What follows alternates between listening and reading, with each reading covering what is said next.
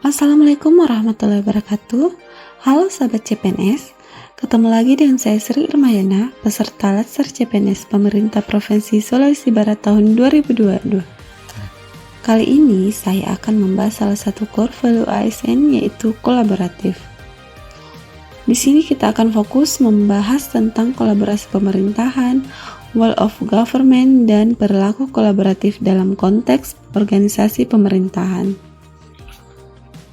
Sebelum kita bahas tentang kolaborasi pemerintahan, kita harus tahu dulu apa itu kolaboratif. Jadi, kolaborasi adalah proses yang kompleks yang menuntut pembagian pengetahuan yang terencana dan disengaja yang menjadi tanggung jawab semua pihak.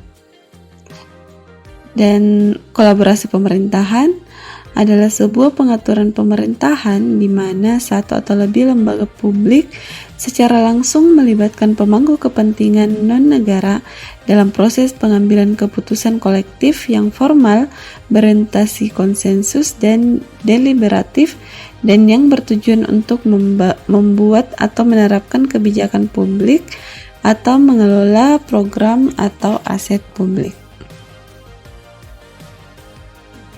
Adapun proses-proses yang harus dilalui dalam menjalin kolaborasi, yaitu yang pertama trust building, yaitu proses membangun kepercayaan.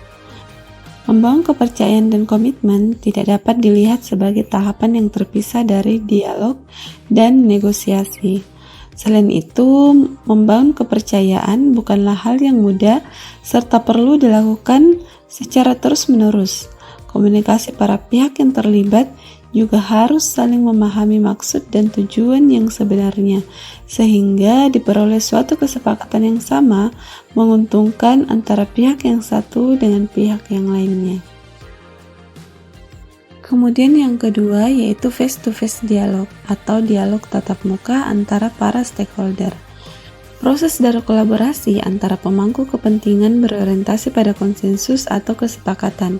Maka komunikasi tatap muka merupakan tahap yang sangat penting pada proses kolaborasi. Proses tatap muka ini adalah inti dari proses membangun kepercayaan, saling menghormati, pemahaman bersama, dan komitmen terhadap proses. Selanjutnya, komitmen to the process atau komitmen terhadap proses.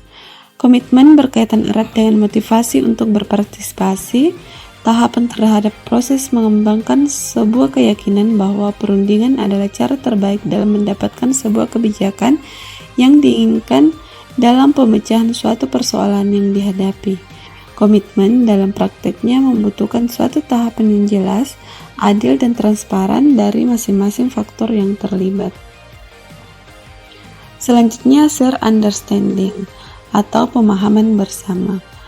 Saling memahami antar pemangku kepentingan tentang apa yang bisa dicapai bersama secara kolektif.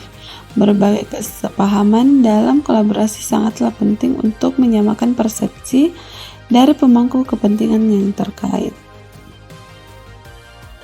Kemudian yang terakhir, intermediate outcome atau menetapkan outcome, di mana kolaborasi yang dilakukan selain berfokus pada proses, tetapi juga melihat bagaimana hasil yang sudah dicapai sejauh ini selama kolaborasi dilakukan oleh seluruh pemangku kepentingan.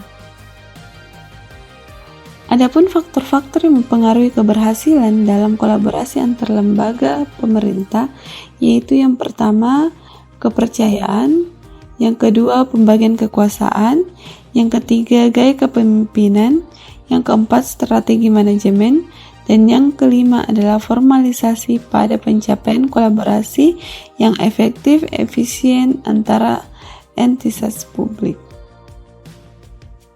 Kemudian kita masuk pada pembahasan wall of government. Wall of government adalah sebuah pendekatan penyelenggaraan pemerintah yang menyatukan upaya-upaya kolaboratif pemerintahan dari seluruh sektor dalam ruang lingkup koordinasi yang lebih luas, guna mencapai tujuan bersama dalam bidang pembangunan kebijakan, manajemen program, dan pelayanan publik. Wall of government juga dikenal sebagai pendekatan interagensi, yaitu pendekatan yang melibatkan sejumlah kelembagaan yang terkait dengan urusan-urusan yang relevan. Kemudian, mengapa wall of government itu penting?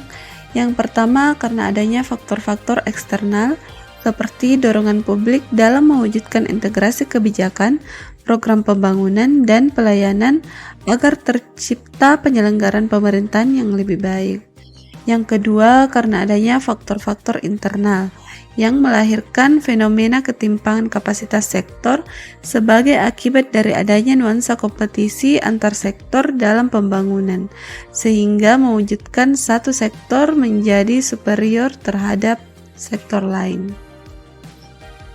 Kemudian yang ketiga, dalam konteks keindonesiaan, keberagaman latar belakang nilai, budaya, adat istiadat, serta bentuk latar belakang lainnya yang berpotensi mendorong disintegrasi bangsa, pemerintah berkewajiban mendorong tumbuhnya nilai-nilai perekat kebangsaan yang akan menjamin bersatunya elemen-elemen kebangsaan dalam satu frame NKRI. Adapun prinsip-prinsip dalam wall of government yaitu kolaborasi, koordinasi, kebersamaan, kesatuan, tujuan bersama, dan mencakup keseluruhan sektor pemerintah. Dalam praktek wall of government, dari sisi penataan institusi formal dan non-formal, terbagi menjadi 4, yaitu yang pertama penguatan koordinasi antar lembaga, yang kedua pembentukan lembaga koordinasi, yang ketiga pembentukan gugus tugas, dan yang keempat koalisi sosial. Praktek wall of government dalam pelayanan publik berdasarkan jenisnya dibagi menjadi 4, yaitu yang pertama, pelayanan administratif atau pelayanan publik yang menghasilkan berbagai produk dokumen resmi yang dibutuhkan masyarakat. Kemudian yang kedua, pelayanan jasa. Pelayanan yang menghasilkan berbagai bentuk jasa yang dibutuhkan masyarakat, seperti pendidikan, kesehatan, dan lainnya. Yang ketiga yaitu pelayanan barang. Pelayanan yang menghasilkan jenis barang yang dibutuhkan warga masyarakat seperti jalan, perumahan, jaringan telepon, listrik, dan seterusnya. Kemudian yang terakhir yaitu pelayanan regulatif. Pelayanan melalui penegakan hukum dan peraturan perundang-undangan maupun kebijakan publik yang mengatur sendi-sendi kehidupan masyarakat. Baiklah sahabat CPNS, demikian yang bisa saya sampaikan pada kesempatan kali ini. Sampai jumpa pada video saya selanjutnya. Wassalamualaikum warahmatullahi wabarakatuh.